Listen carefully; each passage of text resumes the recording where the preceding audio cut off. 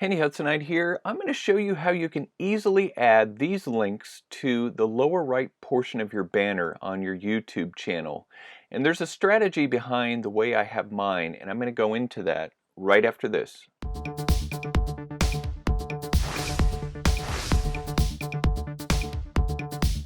On YouTube, we want to be able to stand out with our channel and with our niche, the brand that we're trying to portray.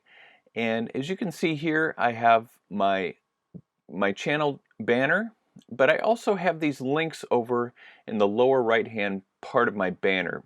So how do we get these links here, and what's the best way to lay out these links so that we can get a powerful call to action and what we want the viewers and our potential subscribers to do when they land on our channel? How we adjust these is you go here to our channel, you have to click Customize Channel.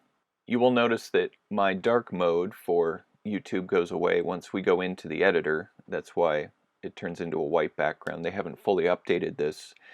Click on your About tab for your channel. And you want to make sure that you have your About tab. You want to make sure you have this built out and the content on here the way that you would like it. And you can add that here to the main section. People also do add their email addresses up here for easier access, but your email addresses can go in this section. This is where they are protected from bots, and you have to confirm that you are an actual person. So down here are where the links are. And so I have 5 different links: my YouTube channel, Twitter, my website, Instagram, and Facebook. And the way that you add these is you click that pencil icon, and you'll notice that they are laid out here vertically. And what you may or may not know about these links is, even though these links are labeled, the 2nd to 5th links down here are labeled, the label does not show up on my banner.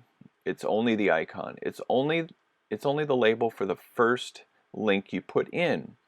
And you need to put these links in kind of a backwards order.